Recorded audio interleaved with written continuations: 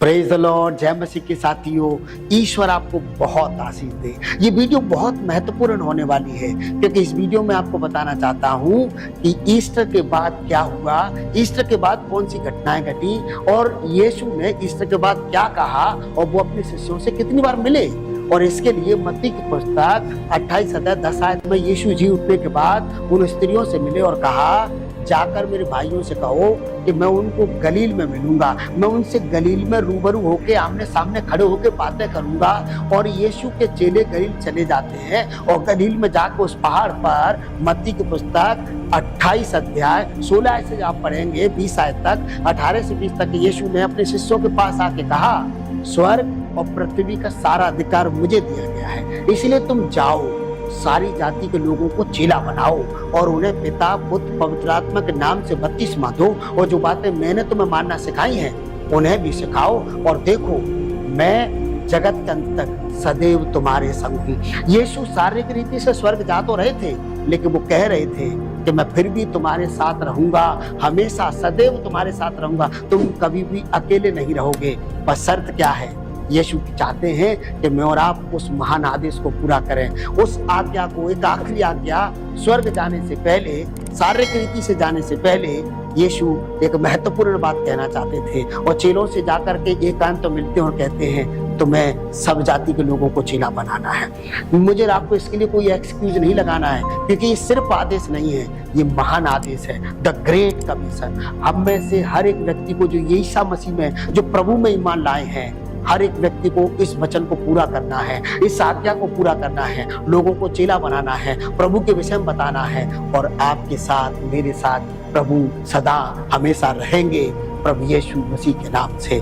और प्रेरितों काम 1 अध्याय 3 आयत में वचन कहता है, यीशु दुख उठाने के बाद, जी उठने के बाद अपने चेलों को अनेकों बार दिखाई दिए, कई एक बार दिखाई दिए। और लिखा है, प्रमाण दे देकर, उन्होंने सबूत दे देकर ये बताया कि मैं जीवित हूँ। और लिखा है 40 दिनों तक, यीशु जी उठने के 40 दिनों तक अपने शिष्यों को, अन्य लोगों को अपने आप को दिखाते रहे, प्रकट करते रहे, सबूत देते रहे कि मैं जीवित हो गया हूँ। Praise the Lord, hallelujah. मैं और आप ऐसे खुदा को मानते हैं जो जीवित है, सदा के लिए जीवित है, और जो उस पर ईमान लाएंगे वे भी सदा के लिए जीवित रहेंगे, प्रभु यीशु मसीह के नाम से।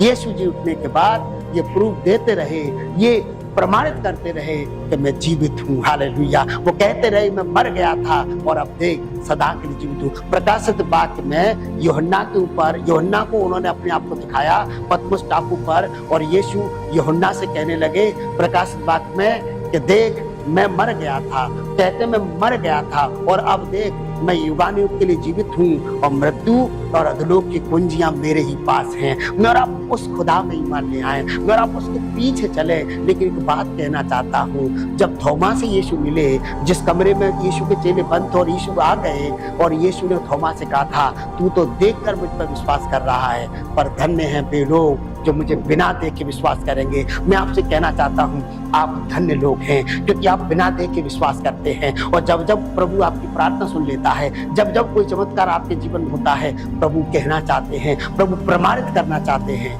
कि मैं जीवित हूँ, हालेलुया।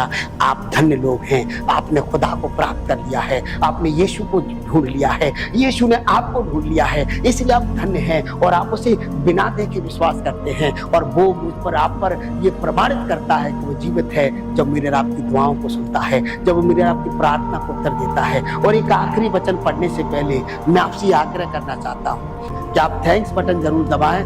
थैंक्स बटन जो हार्ट का, दिल का शेप बना हुआ, उसको दबाएं।